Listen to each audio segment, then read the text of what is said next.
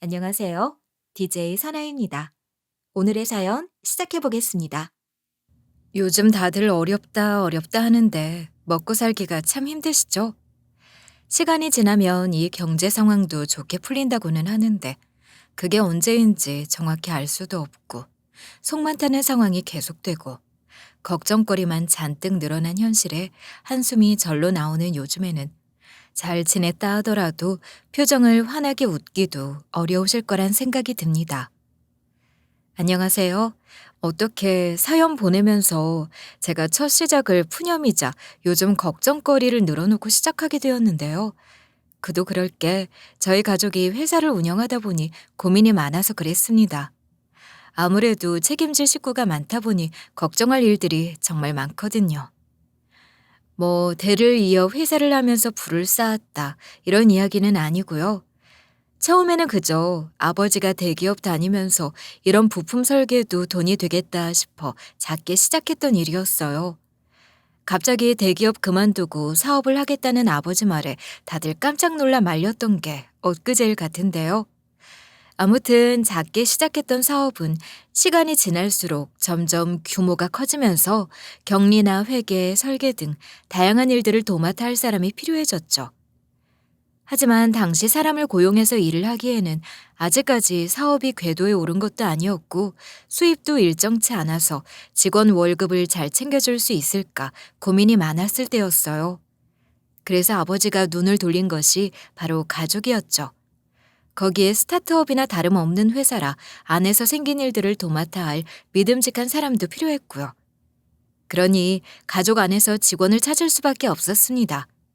그렇게 몇 년이 지난 지금은 어떻게 하다 보니 가족 회사가 되게 되었죠.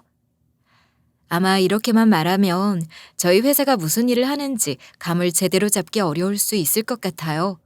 그래서 조금만 더 내용을 붙이자면 다들 전자제품 고장나면 부품이 없어서 못 고친다 하는 이런 말들 한 번씩 들어본 경험 있으시죠? 사실 이 부품이란 게 어찌 보면 단순한 볼트고 너트 같은 것들도 많지만 그렇지 않은 경우들이 더 많아요. 특히 기능이 있는 회로라거나 특별히 그 자체로 기능이 있는 부품들은 개발하는 과정부터 수많은 난관에 부딪히곤 하죠. 저희는 그런 중요 부품들을 생산하는 공장을 운영하는 회사랍니다. 그래서 가족이라는 믿음을 받을 수 있는 형태로 회사를 꾸려나가게 된 거예요. 이 부품의 설계도라는 것이 유출이 되면 한 해 사업, 더 나아가 회사의 존망까지 내걸어야 하는 경우도 생기거든요. 아무튼 규모가 커지다 보니 이제는 하청 회사도 여러 두고 있는데요. 말이 하청이지 사실 협업 비슷한 관계긴 합니다. 저희 회사를 필두로 일을 받아서 생계를 유지하시는 분들이 많다 보니 서로 간의 사이는 참 좋지만 약간 갑과 을의 관계가 되어버렸네요. 자, 제가 왜 이 이야기를 했을까요? 맞습니다. 제 사연을 보내게 된 주인공 중 하나인 저희 예비 신랑이 이 하청 회사 집안의 아들이었어요. 지금까지 저희 회사가 하는 일과 하청에 대한 부분을 청자님들께 알려드린 이유가 바로 이 때문이었죠. 저는 아버지 회사 일을 하면서 예비 신랑을 자주 보게 되었는데요. 처음으로 저희 회사와 대규모 계약을 맺었던 곳이라 아버지도 크게 신경을 많이 쓰고 있는 곳이 바로 예비 신랑의 회사였죠. 그래서 다른 누구보다 가족인 저한테 믿고 일을 맡기신 거였어요. 그도 그럴 게 거의 저희 회사와 함께 성장했다 봐도 과언이 아니었거든요. 사실 처음에는 저희 회사도 부품을 작게나마 생산하고 그랬던 곳이었어요. 회사가 성장하고 하청을 끼고 일을 하게 된 지금은 거의 설계 위주의 일을 도맡아 하고 있지만요. 그래서 저희 하청 회사들은 대부분 저희가 설계하고 특허까지 있는 부품들의 도면을 넘겨주면 제작하는 일을 맡고 있어요. 제가 아버지 회사에서 일한 지 6년 차, 31살이 되던 해에 예비 신랑과 처음으로 만나게 된 것도 이런 현장을 돌아다니면서였죠. 저는 어렸을 때부터 아버지를 존경해 아버지가 버릇처럼 혼잣말처럼 하던 자식이 나랑 같은 일을 했으면 하는 말에 따라 대학도 기계공학과를 나온 사람인데요. 거의 1대 99라는 남녀 비율을 끈기로 버티고 졸업한 후 곧바로 아버지 회사에서 설계 일을 하기 시작했죠.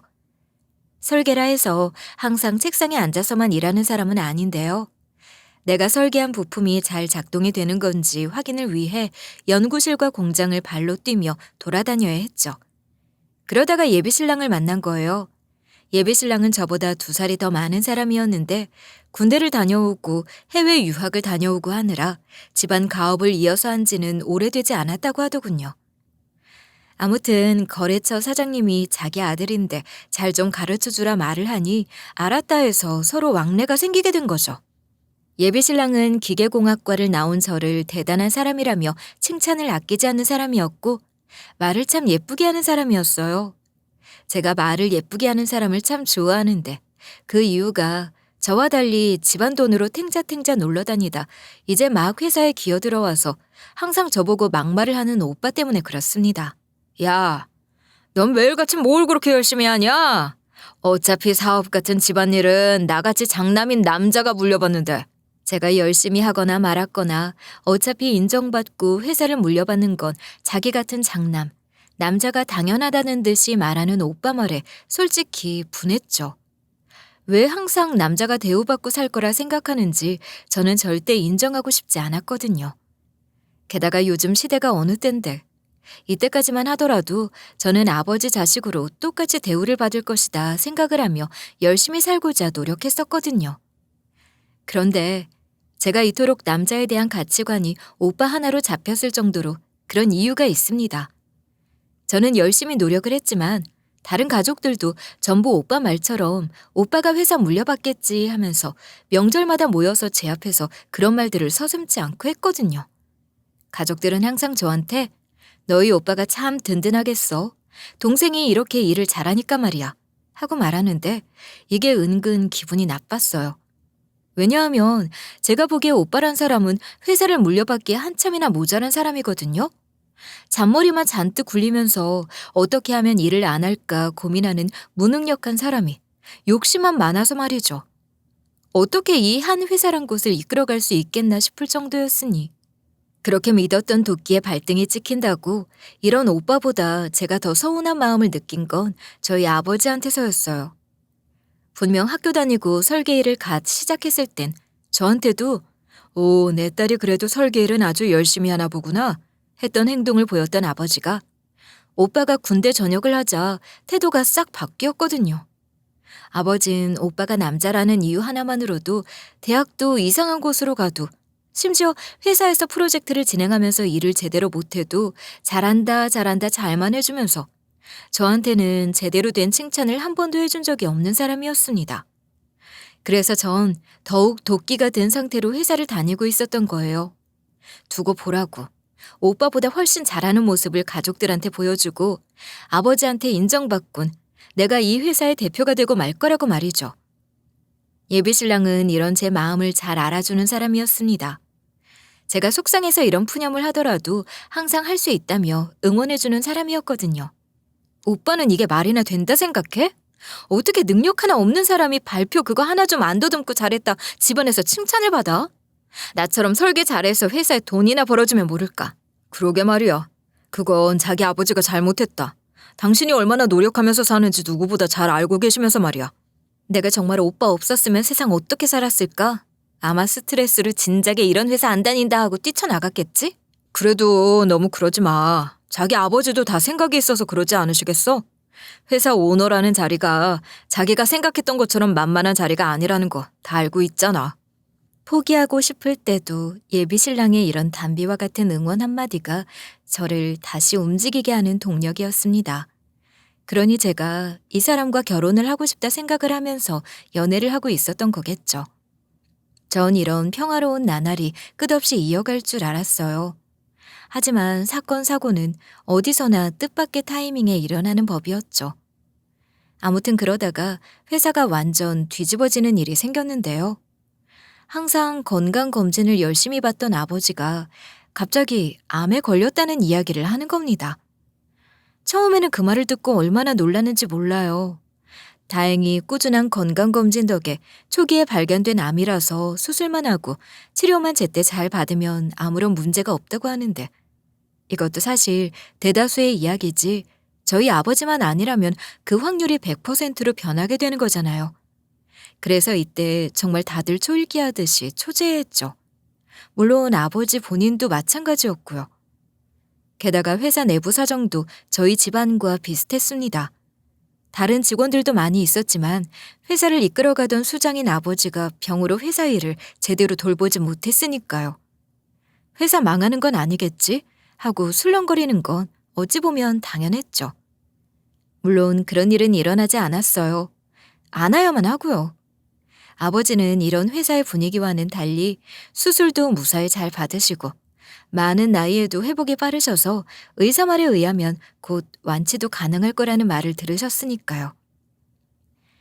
그런데 아버지는 이렇게 한번 아프고 나니 사람이 조금 달라진 것처럼 굴었어요. 왜냐하면 그렇게 당당하고 항상 사업에서는 긍정적인 말만 했던 사람이 최근에는 이런 말을 입에 담고 사셨거든요. 내가 이제 슬슬 물러나야 할 것 같은데 아프고 늙은 사람이 어떻게 회사를 이끌어 가겠어. 나도 이제 회사 물려주고 뒷방 늙은이나 하고 살아야지. 그 왜 우리 거래처인 박 사장처럼 말이야. 본인도 모르게 하는 혼잣말 같았지만 저는 이 아버지의 말이 너무 속상한 거예요. 의사는 괜찮다고 하는데 아직 나이도 70이 안 된 아버지가 본인이 이제 늙었다면서 노년을 이야기한다는 게 말이에요. 요즘 청춘 이막은 70부터라는 말도 있잖아요. 아버지가 이런 상태였으니 정말 일이 손에 잡히지 않았습니다. 혹시나 그럴 일은 없겠지만 만약에라는 생각이 들었거든요. 집에서 요양하고 있는 아버지가 설마 이상한 생각을 하진 않겠지 싶어서 말이죠. 최악까지 생각하지는 않았지만 예를 들면 정말 아버지가 혼잣말로 했던 이야기대로 회사를 대충 아무한테나 물려주고 그간 자주 입에 담았던 시골에 농사하러 가겠다든지 하면 나는 어떻게 해야 하나 걱정이 들었어요. 그래서 예비 신랑한테도 이런 고민을 털어놨죠. 오빠, 요즘 아버지가 좀 이상해. 왜 그러시지? 한번 아프시고 나더니 그렇게 좋아하던 술도 단번에 끊으시고. 물론 몸에 안 좋은 것들 끊는 거에 환영이지만 계속 본인이 회사에서 물러나야 한다는 말만 계속하고 있으니까. 자기 아버지가 아프고 나니 생각이 많아지셨나 봐. 아무래도 건강이라는 게 하루아침에 이렇게 될 수 있구나 하고 생각하신 거겠지. 너무 걱정하지 마. 무슨 일이라도 있겠어? 아버지가 집에서까지 그러시니까 불안해서 일이 손에 안 잡히니 하는 말이지. 딸 자식인데 걱정되는데 어떡해? 정말 이대로 회사 버리고 떠나시거나 하진 않겠지? 이런 초조한 마음이 가득인데 일이 생각이야 나겠어요? 회사도 물론이지만 뭔가 꿈을 쫓던 아버지의 그 초롱초롱했던 눈빛이 이제 죽어가는 사람처럼 변했으니. 게다가 아버지는 정말로 아픈 다음에는 지방을 오가는 일이 잦았는데 이건 역시 제 불안을 키우는 일 중 하나였습니다. 아무튼 이런 상황이었으니 제가 회사 일에 집중을 잘하지 못했고 잔실수들이 많아지면서 저는 이맘때쯤 지방 출장이라며 다녀온 아버지에게 많이 혼나곤 했죠. 어떻게 일을 몇 년이나 한 녀석이 이런 어처구니 없는 실수를 저지르냐고 말이에요. 정신 차리라는 말을 정말 많이도 들었어요. 그럼 제가 이렇게 삽질을 하고 있을 동안 저희 오빠는 뭘 했냐고요? 아버지 아프고 나서부터는 이상하게 부쩍 회사 일에 관심을 많이 쓰는 듯 하더라고요. 특히나 자기가 무슨 차기 사장이 된 것처럼 거래처와 하청업체를 매일같이 들락거리고 심지어 아버지가 병원에 있을 때는 대표실도 들락거리며 회사 전신을 들쑤시고 다니는 겁니다. 본인이 아버지 아들이라는 이유 하나만으로 말이에요. 일도 얼마 시작하지도 않은 말단이 그러고 다녔으니 저는 기가 막혔죠. 그래서 오빠랑 한바탕 하게 됐습니다. 아버지는 아프고 우울하신지 이상한 말을 입에 담고 사시는데 그런 아버지를 보면서도 자기 욕심에 이딴 짓거리를 하고 다니니 욕이 안 나올 수가 없었죠. 아버지 아프니까 신났지 아주. 오빠 거래처 대하는 일, 대표일 하나도 모르면서 왜 회사 여기저기를 들쑤시고 다녀? 뭐 오빠가 그렇게 들쑤시면 어디 일이라도 맡겨준대? 제 말에 오빠는 저를 한심한 사람처럼 쳐다보더니 이러더라고요. 회사에서 할 말이 있고 안 할 말이 있지. 또 직원들 많은데 조용히 못해? 여기 눈 하나만 있는 거 아니다. 이때까지 아주 높은 위치에서 회사 생각하면서 살았던 사람처럼 저한테 훈계질을 하니 어이가 없더라고요. 그러니 제 입에서 좋은 말이 나갈 리가 없었죠. 그런 인간이 아버지 걱정은 하나도 안 하고 아버지 병원 가신다 하면 거기나 따라가서 부축해드리고 하지 바쁘다고 쓸데없이 거래처나 돌아다녀? 괜히 이상한 바람 들지 말고 원래 하던 일이나 좀 잘해봐. 본인 일도 제대로 못하면서 무슨 거래처를 오가고 난리야? 뭐라고? 넌 이 오빠가 아주 우습지? 그래, 내가 군대 다녀오느라 너보다 회사 조금 더 늦게 들어왔다. 그런데 뭐가 어쩌고 저째? 이상한 바람? 아무리 가족이라도 말은 똑바로 해. 겨우 몇 년? 오빠랑 나 직급 차이가 얼만데? 그리고 그걸 군대 핑계 대는 건 너무 우습지 않아? 회사 다니기 싫다고 집안 돈 펑펑 써가면서 놀던 사람은 또 누군데? 어이가 없어서. 야, 어이가 없는 건 나고 넌 어떻게 기집애라는 애가 성격이 그 모양이냐? 그래서 네 남자친구랑 결혼이나 제대로 하겠어? 옛날부터 남매라 그런지 많이 싸우고 다녔거든요. 저는 어릴 때 집에서 싸우던 것처럼 아주 소리 높여서 성격대로 그 자리에서 대판 싸웠습니다. 그것도 대표실 앞에서 말이에요. 그러니 직원들이 쑥덕쑥덕 거리는 건 당연했어요. 전 그러거나 말았거나 화난 김에 이 분노를 이용해 쌓인 일이나 열심히 하자 싶었죠. 하지만 복귀한 아버지에게 혼난 사람은 저 혼자뿐이었습니다. 어느 날 대표실로 절 부르더니 아버지가 크게 혼을 내시더라고요. 나이 한두 살 먹은 어린애들도 아니고 어떻게 그것도 회사 대표실 앞에서 자기 오빠한테 시비를 걸어? 너 제정신이야? 아버진? 오빠가 하는 꼴을 보고도 저한테 그런 말이 나오세요? 그 인간이 아버지 없는 사이에 얼마나 활개를 치고 다녔는데. 그놈도 그놈 나름대로 생각이 있었을 거다. 그걸 네가 사람들 앞에서 꼽을 주니 제 딴엔 얼마나 화가 났을 거야. 아무튼 당분간은 험한 일을 할 생각 좀 해라. 그날 이후 저는 아버지 명령으로 거의 좌천이나 다름없는 자리로 밀려나게 되었죠. 도면을 설계하고 연구하는 게 주 업무인 이 회사에서 영업지원팀이라니. 그것도 설계자가 말이에요. 좌천이라는 말밖에 할 수 없었어요. 영업지원팀은 거의 말단 사원들이 처음으로 거쳐가는 그런 곳이나 다름이 없었거든요. 반면에 저희 오빠는 어떻게 됐는지 아세요? 이사로 승진했습니다. 이사요.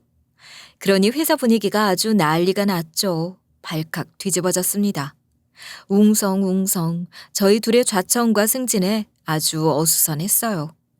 복도를 지나다니면 직원들이 수군대는 소리에 얼굴이 화끈할 정도였죠.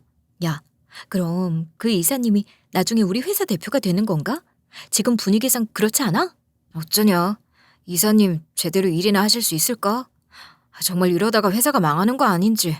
솔직히 전 그 상황을 금방 받아들이긴 했습니다. 하지만 전 다른 사람들의 시선 때문이라도 너무 힘들었죠. 솔직히 대표님이 하나밖에 없는 딸이 말단이라니. 제 체면도 있지만 이게 말이나 되냐고요. 그래도 일단은 여긴 회사니까 누가 뭐라고 하든 제자리에서 열심히 할 수 있는 일을 하자 싶어서 저는 그날 이후 더 일에 매달리면서 살았습니다. 그래서 직원들이 이런 이상한 말을 하더라도 그냥 조용히 넘어가곤 했죠. 그러나 시간이 지나도 저와 오빠의 위치가 달라지진 않았어요. 그래서 저와 오빠를 놓고 대표직을 저울질하던 사람들은 이제 지나다니면서 당연히 오빠가 대표가 될 거라고 생각을 굳혀가더라고요. 그게 못내 속상했습니다. 그렇게 저는 더 일을 악물고 영업지원팀 일을 하면서 지냈죠. 그런 제 모습에 팀 사람들은 저를 보고 어떡해요 하면서 걱정을 했습니다. 그도 그럴 게 저희 오빠가 회사에서 아주 유명 인사거든요. 왜냐하면 회사 남봉꾼이 따로 없어요. 일단 아버지가 하던 업무들 있죠? 중역들과 회의 같은 것들도 있는데 본인도 이사라고 그런 회의에 참석해서는 조금만 자기가 못 알아듣는 이야기를 한다 싶으면 그래서 클라이언트들이 우리 회사 거 쓰기나 하겠어? 하면서 나이 많은 사람들 앞에서도 반말을 찍찍 하지를 않나. 하루는 비서 업무를 보는 직원 하나가 있는데 그 직원이 나이가 좀 어립니다. 대학 갓 졸업해서 일을 하는데 아버지가 아주 똘똘하다고 좋아하던 직원이었거든요. 그런데 그 직원이 자기보다 키가 크고 조금 얼굴이 봐줄만 하다고 그걸로 시비를 걸더니 다른 부서로 쫓아내기도 하는 거예요. 회사에서 평판이 오죽 좋을까요? 더군다나 오빠는 제가 영업지원팀으로 갔다는 걸 알고 있으니까 일부러 일이 올 일도 없으면서 제 옆자리를 쓱 지나가면서 저를 볼 때마다 약을 올렸어요. 우와, 너 어릴 땐 아버지 얼굴에 들 거라고 기계공학과인지 뭔지까지 가더니 결국은 전화 잡고 일하냐?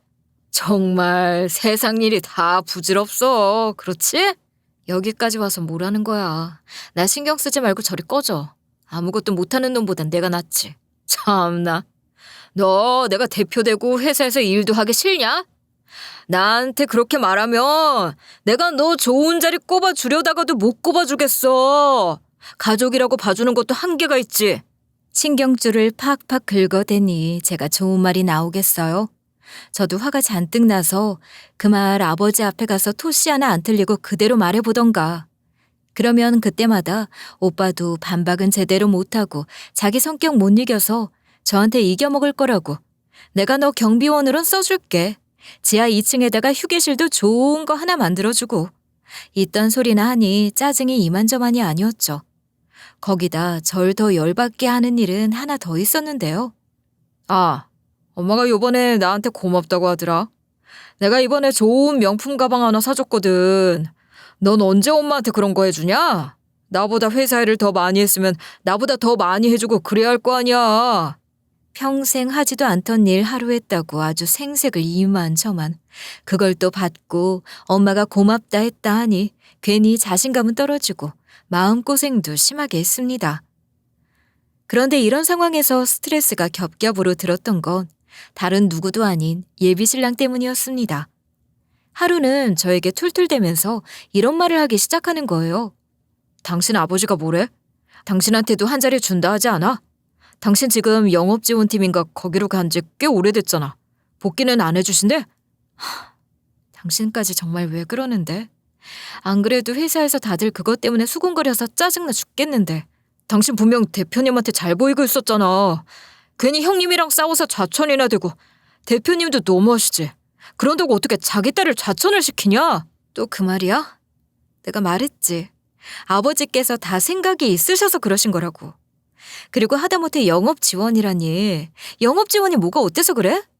회사 일이 하나하나 안 중요한 게 어딨어. 그러니까 이제 제발 그만 좀 말해. 회사 다 형님한테 뺏기게 생겼으니까 그렇지. 당신은 나랑 결혼까지 생각한다면서 자기 생각만 하고 왜 내 생각은 못해? 내가 왜 이러는지 정말 몰라서 이러냐고.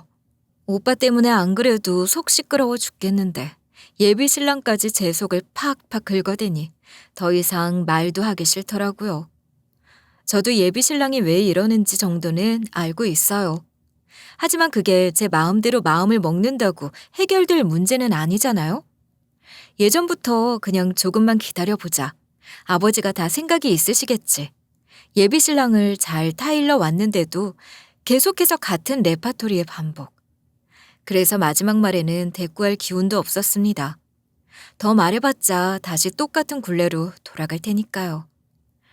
상황을 이렇게 만든 아버지는 이런 제 마음도 모르고 중대 발표를 하겠다 날벼락을 내렸습니다. 그것도 다 같이 식사하는 자리에서 말이에요.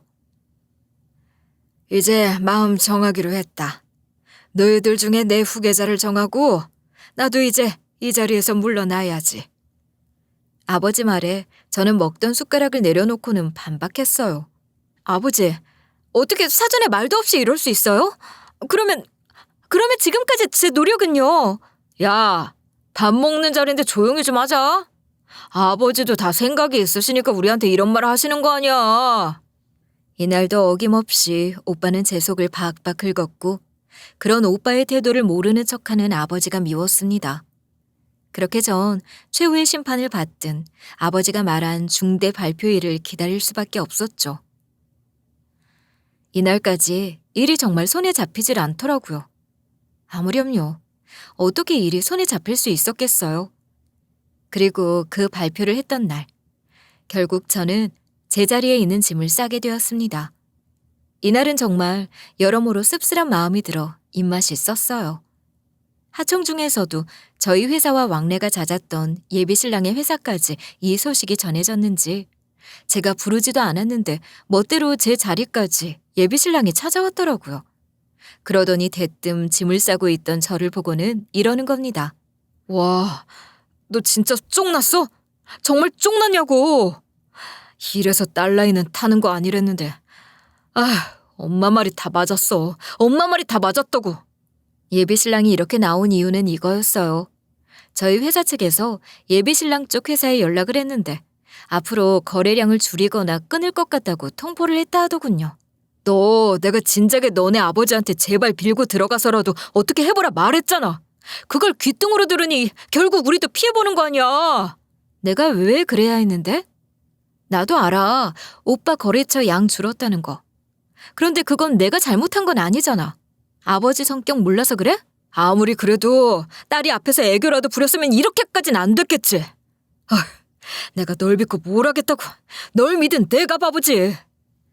거기다 회사의 중대 발표도 오늘이겠다. 저를 찾아왔더니 짐을 싸고 있고. 제 딴에는 이 모든 일이 제 탓이라 생각했겠죠. 그래도 예비신랑의 태도는 어이가 없었습니다. 아무리 그래도 여기는 자기한테 일을 맡겨주는 일종의 자기 회사의 돈줄이나 다름없는 곳이잖아요. 그런 곳에서 이런 난리를 부린다? 저로서는 이해도 안 되는 행동이었죠. 그리고 예비신랑의 말에 의하면 왜 앞서 저희 오빠란 인간이 아버지 대행을 삼아 하청업체, 거래처들을 순회하면서 돌아다녔다고 했잖아요. 그때 이런 말을 하고 다녔다는 겁니다. 자기가 앞으로 차기 대표가 되는데 자기한테 잘 보여야 되지 않겠냐고. 그런데 이 순회에서 예비신랑네 회사만 쏙 빠지고 연락도 없었다고 하더군요. 그러니 예비신랑이 그간 저에게 툴툴대면서 못난 말을 했던 거죠. 게다가 이날은 저 때문에 저희 오빠한테 밉보였다고 어떻게 책임질 거냐 하더군요. 당신 정말 회사에서 쫓겨나는 거 맞네. 이제 보니 끈 떨어진 줄이었어. 우리 그냥 파혼하자. 썩은 동아줄은 이 기회에 확 잘라버려야지. 사장님 딸이라 한번 믿어봤더니 하등 쓸모도 없는 녀. 무섭지도 않은지 저희 회사에서 저한테 막말을 하지 뭐예요. 그러고선 제 눈앞에서 저희 오빠한테 전화해서 인연이랑 갈라서고 형님한테 충성 다하겠다니까요. 한 번만 기회를 주세요. 하면서 어차피 동생이랑도 사이 안 좋잖아요.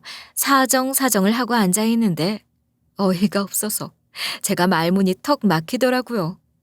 하지만 이내 오빠가 일방적으로 전화를 끊어버렸는지 제 앞에서 아주 발광을 하기 시작했습니다. 저 때문에 자기 집이 망했다면서 책임을 지라고 아주 난리가 났죠. 너희 아버지한테 가서 뭐라도 좀 시켜달라고 빌어라도 봐. 내가 왜 너 때문에 이렇게 망해야 하는데? 야, 무슨 말이라도 해보라고. 왜? 내가 지금 무슨 말 한다고 오빠가 믿기라도 하겠어? 어디 그 뚫린 입으로 더 짓거려봐. 어디까지 하나 지켜보게. 뭐?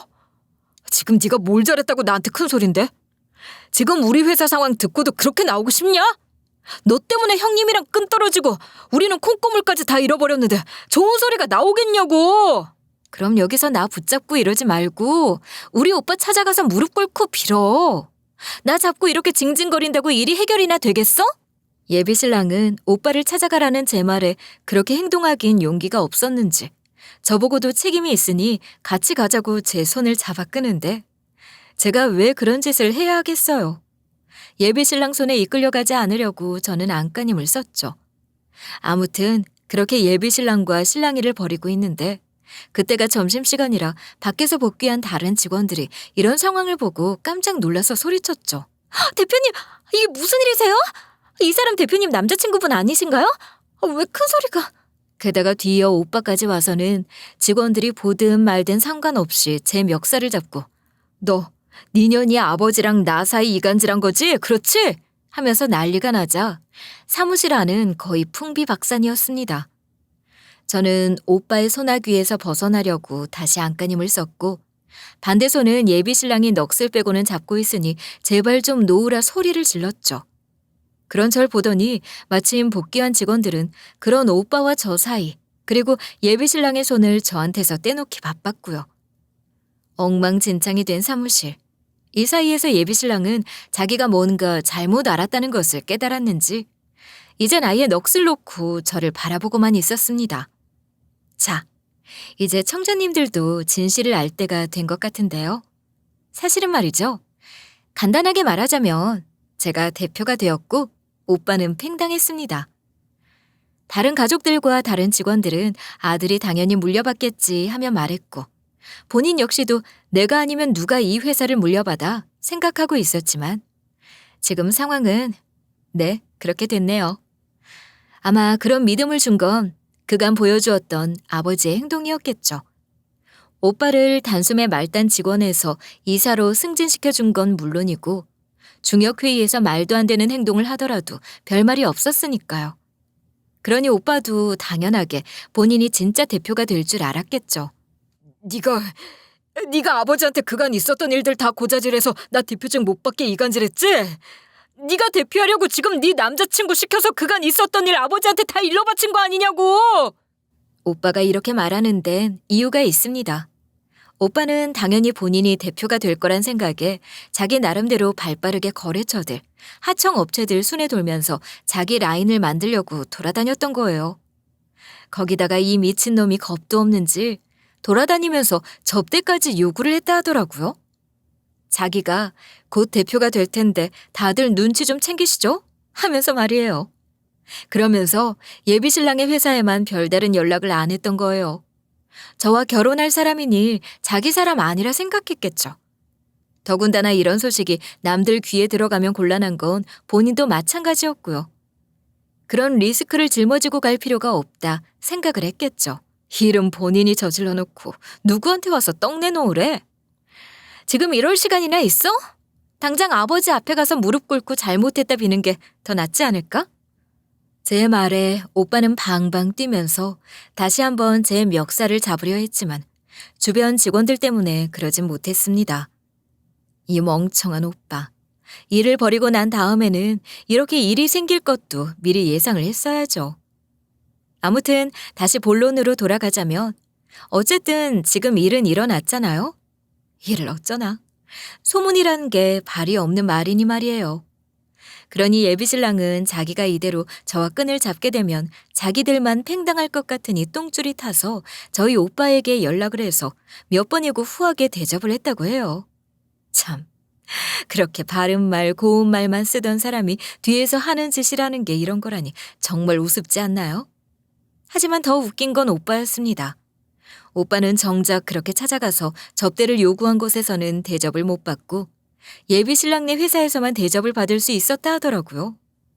그도 그럴 게 다른 업체들은 저희 아버지 성정을 아니까 그건 절대로 자기들한테 도움이 안 된다 싶어서 안 한 거였어요. 오빠는 그걸 눈치채지 못하고 있었던 거죠. 어쩌면 오빠가 조금만 머리가 좋았더라면 지금의 상황이 어떻게 흘러갔을지 그건 저도 잘 모르겠습니다. 아무튼 어찌 되었건 오피셜로 아버지 입에서 대표가 자기 아들이란 말은 나온 적이 한 번도 없었거든요. 그런데 그저 아버지가 한 행동, 남들이 하는 이야기들, 그리고 경거망동한 본인. 오빠는 대가를 치러야 했죠. 바로 아버지의 신뢰를 잃어버리게 되었다는 대가를 말이에요. 그리고 마지막으로 제가 짐을 싸고 있던 이유는 바로 대표실로 자리를 옮기기 위해서였습니다. 아버지가 저에게 대표 자리를 물려주겠다 그날 선포를 하셨거든요. 그래서 앞서 있었던 이 사달, 이 난리통에 일어난 거예요. 미래를 예상하지 못했던 이 두 남자는 닭 쫓다 지붕만 바라봐야 하는 개신세가 되고 말았죠. 저희 아버진 말이에요. 진작에 오빠가 하고 다니던 짓거리들을 다 알고 있었어요. 오빠를 이사로 승진했던 건 다 아버지의 계략이었죠. 아무리 자식을 사랑하는 한 가정의 아비라지만 또 하나 회사의 우두머리기도 합니다. 쉽게 후계자를 정하기는 어려운 자리가 바로 이 자리예요. 그래서 아버지도 나름 묘수를 낸 게 오빠에게 과연 한 자리를 쥐어주면 이 인간이 어디까지 하나 싶어서 두고 봤던 거겠죠. 그리고 제가 영업지원으로 간 일은 대체 어떻게 된 일이냐고요? 그건 사실 주변에서 절 자기들 좋을 대로 해석해서 본 일이고요. 저는 다른 부서의 일을 배우고 싶어서 자진해서 영업 지원으로 간 거였어요. 아버지가 미리 오빠를 이사 자리에 올릴 생각이다 말은 하셨거든요. 네가 속상할 결정을 내가 오늘 할지도 모르겠구나. 항상 열심히 노력해서 내 뒤를 이어보겠다 한 건 나도 안다. 하지만 너도 알겠지만 못난 자식이라도 네 오빠 역시 내 자식이다. 그러니 기회는 똑같이 주어져야 하겠지. 아버지는 끝이 보이는 자리에서도 오빠를 놓을 생각을 하지 않으셨던 분이었어요. 그래서 제가 만약 오빠가 제대로 된 행동을 보였더라면 하고 생각을 했던 거였고요. 저 역시 아버지의 이런 결정을 극구 반대하고 나설 생각은 없었습니다. 솔직히 암으로 아픈 다음에 아버지가 하던 고민을 저 역시도 계속하고 있었으니까요. 아버지 나름대로 나라는 사람을 믿으면 정정당당하게 자리를 물려주시겠지 하고 생각을 했거든요. 청자님들, 지금까지 제 이야기를 듣고 있다가 다들 깜짝 놀라셨죠? 솔직히 회사를 물려받기 위해선 어떤 자리에서도 흐름을 알아야 한다 생각해서 결정한 일이었어요. 다른 부서에서는 어떤 이야기가 오가나, 어떤 계약이 오가나, 하나하나 제 눈으로 확인해보고 싶다는 말에 아버지가 영업지원팀에 가보는 게 어떻겠냐 제안을 하신 거였거든요. 아버지는 오빠를 놓기 싫은 것과 동일하게 제가 자리를 받지 못하는 상황이 오더라도 최대한 회사의 뒤에서 버팀목이 되길 원하셨어요. 그래서 미안하다는 말과 함께 이런 일을 꾸미게 된 거였고요. 하지만 아버지의 이런 깊은 생각에도 불구하고 철없는 오빠는 이런 결말에 본인이 왜 대표가 아니냐며 집에서 난동을 부렸습니다. 저와 아버지는 당연히 그런 오빠를 외면했죠. 지금까지 아버지나 제가 준 기회를 걷어찬 건 다른 누구도 아닌 바로 본인이었잖아요. 어른이라면 책임을 져야 한다 생각을 했죠. 그러나 자기가 땡깡을 부리든 말든 저와 아버지가 신경도 쓰지 않자 제 앞으로 소송을 걸겠다고 막 큰 소리를 내더라고요. 네가 뭐가 잘났다고 그 자리에 올라. 그리고 대기업도 지분을 나눠 가지는데 나는 왜 아무것도 없어? 내가 너한테 소송 걸 거야. 내가 너한테 당장이라도 지분 소송 걸 거라고. 이 멍청한 오빠는 회사 지분을 가지고 저와 법정 소송을 하려고 했던 모양인데 소용이 없었죠. 게다가 솔직히 가업을 승계한다는 일은 나중으로 가면 상속세에 대한 부분도 고려를 해야 하거든요. 저희가 1년에 매출이 거의, 이런 말 하면 좀 놀라우시겠지만 몇백억 정도 규모는 됩니다. 솔직히 저희가 매출이 나갔을 때를 기준으로 말씀드린 거지만 정확한 건 말씀드리기 좀 그래서. 아무튼 그래요. 그러니 어이가 없어서 오빠한테 말했죠. 오빠, 뭘 알고는 소송을 한다 그러는 거야? 도대체 어느 누구한테 이야기를 듣고 와서 이러는 거람? 지금 네가 대표직에 앉았으니 세상이 다 네 것만 같지? 야, 원래 가족이라도 서로 가져야 할 지분이 따로 있는 거야. 아무것도 모르는 주제에 어디서 함부로 날 무시해? 아무것도 모르면서 함부로 나대는 건 내가 아니라 오빠고, 정말 아무것도 모르면 가만히 좀 살아라. 어떻게 매번 사고칠 생각만 해? 오빠는 오빠 뒷감당하는 부모님은 눈에 보이지도 않아? 전 솔직히 이제는 안타까운 마음도 있었습니다. 오빠가 아니라 저희 부모님한테요.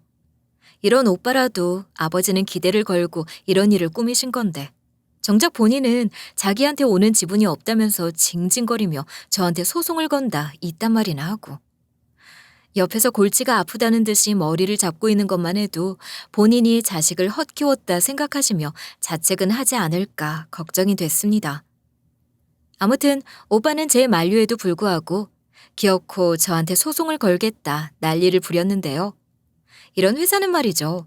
상속을 받는다 하더라도 엄청난 세금이 그에 뒤따라 붙습니다. 월에 월급을 조금만 많이 받는 대기업 직장인도 세금이 어마무시한데 이런 상속은 더하면 더했지 덜하지 않거든요. 그래서 아버지는 가업 상속 공제를 받기 위해서 준비 중이라 이르게 결정을 내려서 움직여야 했던 거고요. 가업 상속 공제라는 것도 나라에서 쉽게 해주는 건 아닙니다. 거기에 해당하기 위해서는 많은 조건들이 있는데 그걸 준비하는 데만 하더라도 엄청난 시간과 노력이 들어가요. 쉽게 생각해 보시면 대기업들이 세금 정리를 하는데 얼마나 많은 시간이 드는지 그것만 보더라도 알 수 있죠. 왜 얼마 전에도 대기업에서 상속 문제, 세금 문제로 시간을 끌다가 이제야 세금을 다 납부했다는 소식이 있기도 했잖아요. 이런 소식처럼 회사의 승계 문제는 회사를 이끌어 나가는 것보다 더 어렵다는 이야기가 있을 정도예요. 그러니 이런 방면의 전문가들도 따로 있는 거겠죠. 그런데 오빠는 이런 자세한 상황에 대한 인식도 없이 무작정 자기는 회사에 대해 받을 게 없다 생각했는지 소송을 진행하려던 모양이더라고요. 당연히 아버지의 철저한 계획과 함께 이 소송은 거의 무효가 되다시피 했죠. 그래서 지금은 비 맞은 강아지처럼 깨갱했습니다. 그러니 오빠가 이런 난리를 부리고 집에 들어오고도 잘 살기는 어려웠죠. 아버지는 늘 흥청망청 집안의 돈이 본인 돈인 것처럼 쓰는 카드를 바로 정지시켜버렸고요. 앞으로는 회사에서 말단으로 일을 하며 월급 받아서 생활을 하라 엄포를 내렸습니다. 이게 너무 과하다며 오빠는 제발 한 번만 용서해달라 빌고 빌었지만 사실상 저는 회사를 다니기 시작한 무렵부터 이렇게 해오고 있었거든요. 부모님이 오빠가 장남이라서 지금까지 많이 봐줬다는 걸 이놈은 아직도 깨닫지 못했나 봅니다. 한참은 더 혼이 나야 정신을 차리겠죠. 오빠는 그렇다 치고 예비 신랑은 어떻게 됐는지 궁금하시죠? 그날 저를 겨냥해서 연인이 끈 떨어진 줄이니 하던 예비 신랑. 아니, 전 예비 신랑은요. 그날 이후로 저한테 빌면서 다시 생각해보자고 자기랑 결혼하기로 다 결정된 일 아니었냐며 매달리는데 제가 미쳤어요? 이미 저를 어떻게 생각하고 있는지 그날 바로 전 예비 신랑의 생각을 다 들었는데요. 내가 그날은 회사 때문에도 그렇고 정신이 나갔었나 봐. 내가 어쩌자고 그런 말을 했을까? 당신 그 말 다 믿은 거 아니지? 내가 당신을 두고 누구랑 결혼을 해? 정말 어이가 없네. 제발 정신 좀 차려. 지금 자기가 물다 엎질러 놓고 뭘 이제야 주워 담겠다고 찾아와서 이 난리를 부려? 난 당신이란 남자 얼굴도 더 이상 보기 싫거든? 그리고 요즘 일 새로 시작하느라 바빠 죽겠으니까 제발 그만 좀 해라. 경찰에 스토커라 신고하기 전에. 제가 본인을 스토커라 신고한다고 윽박을 질렀음에도 저를 설득하겠다 회사까지 매일 출근 도장 찍으면서 미안하다며 꽃다발이며 선물이며 본인이 할 수 있는 최대한의 뭔가를 하려고 하는데 저는 받아줄 생각이 전혀 1도 없거든요. 그런데 이 인간이 제가 정말로 경찰에 스토커 신고를 하려고 하던 그때 자기는 절대 파혼 안 하겠다고 아주 막무가내로 굴더라고요. 그래서 아버지 조언을 듣고 파혼 소송이라는 걸 진행하게 됐습니다. 저도 처음 알았는데 상대방에 의해서 파혼을 하게 됐다면 소송을 진행할 수 있다 하더라고요. 어차피 그 사람과 제가 결혼을 약속한 사이라는 건 이미 결혼을 준비하려던 중이었으니 증명할 필요도 없었고요. 다만 이 남자에게 위자료까지 청구하려면 확실한 증거가 더 필요하더라고요. 그래서 전 그간 전 예비 신랑이 오빠 이사 자리에 있을 때 했던 저를 탓하는 말들, 그리고 제가 대표가 되던 날 했던 폭언들을 빌미로 소송을 진행했죠. 저를 무시하는 행동이 다분했으니 이건 당연히 파혼을 하기 위한 이유가 될 수 있다 했거든요. 이래서 사람들이 경거망동하면 안 된다 하는 겁니다. 회사 내부에서 일어난 일이라 그날 전 예비 신랑이 험한 행동하는 건 CCTV로 다 찍혀 있었고요. 폭언을 들은 직원들의 도움을 얻어 구할 수 있었어요. 다행히 어떤 직원이 그 난리통을 핸드폰으로 다 찍어놨더라고요. 아무튼 그래서 위자료로 그간 결혼 준비한다 사용했던 비용인 1,000만 원 정도를 받았고요. 그렇게 전 예비 신랑과는 깔끔하게 마무리를 지을 수 있었습니다. 모든 일들을 시원하게 정리한 저는 지금 회사를 잘 운영하고 있고요. 일단 명예회장직에 있는 아버지에게 조금씩 조언을 구하며 열심히 회사 일을 배우고자 힘쓰고 있습니다. 제가 회사에서 일한 지 제법 오래됐다 할지라도 회사라는 건 그 정도의 경력으로는 운영하기 무척 어렵더라고요. 그런데 저희 오빠는 어떻게 됐냐고요? 오빠는 아버지의 부탁으로 그날 이후 바로 말단으로 보내서 처음부터 일을 배우라 했죠. 감히 일도 안 해보고 높은 자리에 있다? 말이 안 되니까요.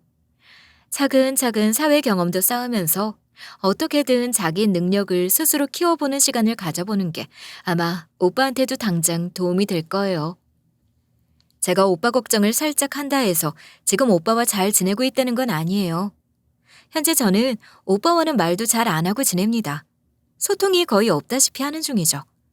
물론 오빠는 저에게 잘 보이려고 집에서도 굽신굽신 거리지만 전 일단 오빠 같은 인간 말종과는 상종도 하기 싫어서 따로 집을 구해 자취를 시작한 중이네요. 집에서까지 그 얼굴을 보면 정말 스트레스가 이만저만 아닐 것 같거든요. 전 예비 신랑과의 회사와는 여전히 거래는 하고 있지만 예전과 같은 활발한 교류는 없는 상태예요. 아무래도 그렇게 뒤로 대접을 하면서 거래까지 트려 했다면 다른 일에서도 찝찝한 면이 있을 수 있으니까 거래량이 점점 줄어간 건 어찌 보면 당연한 일이죠. 일단 한번 전적이 있는 곳이라 지금은 매일같이 보고를 받고 있는 중입니다. 그래서 모른 척하기도 어려운 전 예비 신랑의 일이지만 앞으로는 이런 보고는 빼고 받고 싶다는 제 의견을 은연중에 전했으니 이후로는 아마 저희 회사와 거래는 없는 일로 되지 않을까 싶습니다. 그래서 전 앞으로 아버지가 하려던 일들을 차곡차곡 하나씩 해보면서 지낼 생각이에요. 대표의 자리에서 영업과 회사 운영도 힘든 마당이지만 힘내서 해야죠. 그리고 원래 제 본 업무였던 설계와 연구도 손에서 놓지 않을 생각입니다. 같이 일할 참한 직원이 있으면 언제든지 채용할 생각도 있고요. 제가 욕심이 좀 많은 편이거든요. 제가 경험한 일을 대다수의 사람들이 겪지는 않을 거라는 거 저도 잘 압니다. 하지만 말이에요. 사람들이 참 실수를 많이 하는 거 말이죠. 다 잡은 물고기라고 생각해서 자만하는 일인 것 같아요. 이번에 제가 경험했던 이 일도 어찌 보면 오빠의 입장에선 자기 자리가 안전하다 생각했을 수 있는 일이잖아요. 그래서 돌다리도 두들겨 보고 건너라는 말이 있는 겁니다. 안전해도 다시 한번 확인을 하라는 거죠. 제 이야기를 어떻게 들으셨는지 모르겠어요. 끝까지 지루하진 않으셨을까 걱정이 되네요. 가을이 찾아왔는데 아직 여름 날씨라니 다들 건강에 유의하시고 저는 이만 제 사연을 끝내볼까 합니다. 끝까지 들어주셔서 감사합니다. 행복한 하루 되세요.